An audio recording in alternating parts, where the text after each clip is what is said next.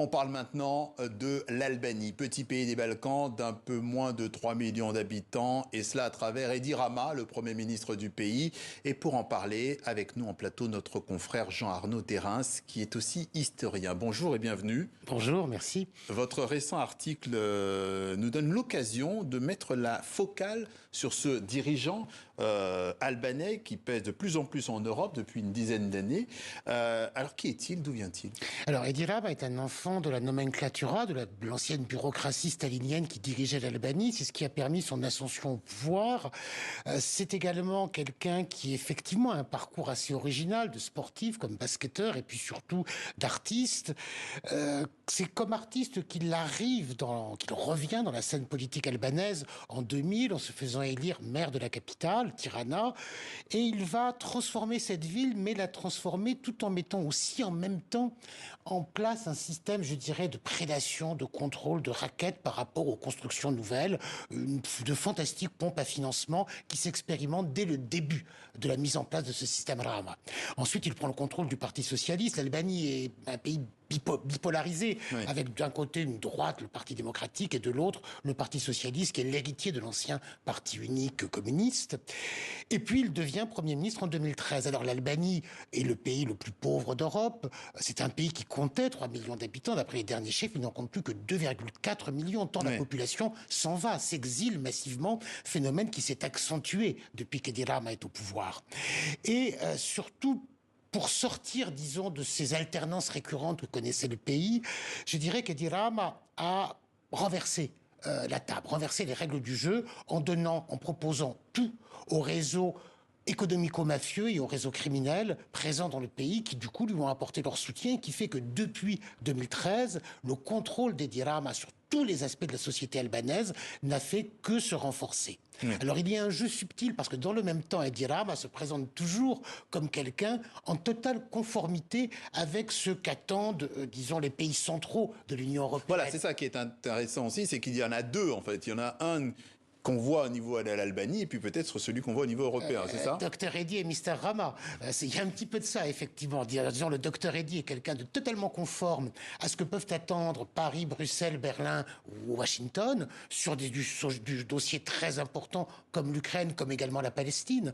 L'Albanie est un pays majoritairement musulman mais qui a voté avec les États-Unis contre la reconnaissance de la Palestine à plusieurs occasions aux Nations Unies. Et dans le même temps, il y a j'ai dit Dr Rama et Mr Edi ou l'inverse, c'est-à-dire l'autocrate qui contrôle son pays d'une main de fer, qui a étouffer tout média d'opposition et qui surtout ouvre de plus en plus son petit pays aux réseaux internationaux de trafiquants, notamment de drogue, avec l'enjeu essentiel, non pas de la revente de la drogue en Albanie, mais du blanchiment d'argent. Jean-Arnaud Terrens, arrêtons-nous un instant sur les questions, sur l'Europe, sur l'aspect Europe, et notamment le fait qu'il a un rôle central dans ces questions de politique migratoire en Europe. Quel est-il? Alors là aussi, si vous voulez, l'Albanie, c'est un pays qui est juste en face de l'Italie, de l'autre côté de la mer Adriatique, et qui est donc, parmi tous les pays européens, celui qui connaît le mieux l'Albanie, qui la regarde le plus, qui la contrôle le plus, c'est l'Italie. Depuis 1997, la police italienne opère même directement en Albanie. Et l'Italie est donc le pays également le plus gêné par, disons, les dérives avec l'état de droit ou les dérives criminelles du régime d'Edi Rama. Pour essayer de faire passer la pilule, la politique constante des dirigeants d'Edi Rama par rapport à tous les dirigeants successifs à Rome, c'est de dire, amis italiens, nous faisons tout ce que vous voulez. Et alors là, depuis que Madame Meloni est arrivée au pouvoir... qu'il appelle son ami d'ailleurs. C'est une amitié, voilà. Alors que lui, il est socialiste, elle est plutôt étiquetée extrême droite. Elle est néo-fasciste, enfin, c'est comme ça qu'elle se présente.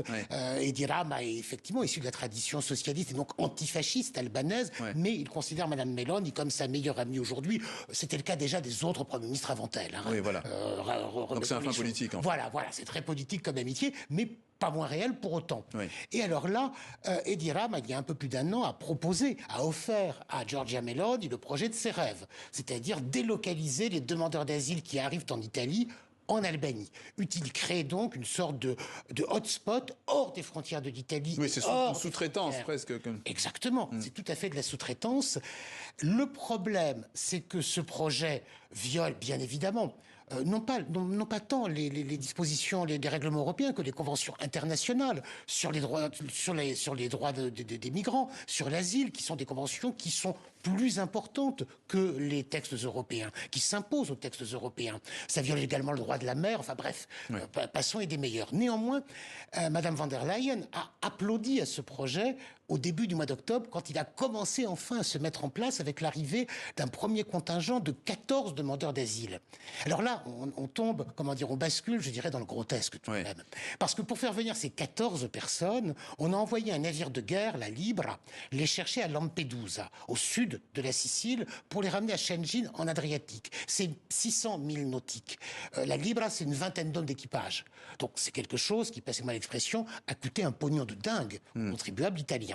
Et puis ces 14 personnes sont arrivées dans les centres fermés italiens où travaillent 300 Italiens, où travaillaient 300 Italiens, des gens de la pénitentiaire, des policiers, des éducateurs, de tout ce que vous voulez.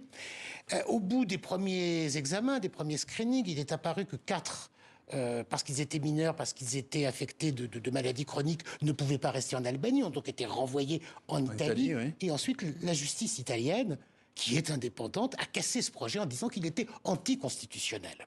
Malgré cela, un mois plus tard, là on est le 16 octobre, un mois plus tard, donc mi-novembre, la Libra repart, même scénario, avec je crois cette fois seulement 10 personnes à bord, qui sont également renvoyés en Italie. Donc on est dans quelque chose qui non seulement viole effectivement les règles internationales, mais qui en plus est une pantalonnade. Oui. Les gardes frontières, bien utiles à l'Europe, c'est le nom de votre article. Dans tout ça, quand on écoute tout ça, cette sous-traitance, qu'est-ce qu'il y gagne, lui, en fait? La promesse d'une intégration à l'Union européenne? Non, et je crois qu'il n'en a même pas envie. D'accord. Non, ce qu'il gagne, c'est en se montrant à ce point complaisant envers Rome, quel que soit le locataire du palais Chigi, quel que soit le Premier ministre, c'est de dire « ne m'embêtez pas sur mes affaires criminelles », parce que je peux vous être utile. C'est uniquement cela. Et bien évidemment, il faut toujours dire que l'on est pour l'intégration européenne. Et en discours, en mots, il n'y a pas de plus pro-européen que M. Rama. Mais en réalité, il n'en a aucune envie. Parce que le statu quo actuel est beaucoup plus avantageux pour lui et pour son pouvoir corrompu. Donc tout le monde ferme les yeux un petit peu, quoi. Surtout dans un contexte où, en réalité, personne n'a tellement envie d'élargir l'Union européenne, et notamment pas à l'Albanie. Donc finalement, tout le monde s'accommode très bien du statu quo, à commencer par Mme Meloni.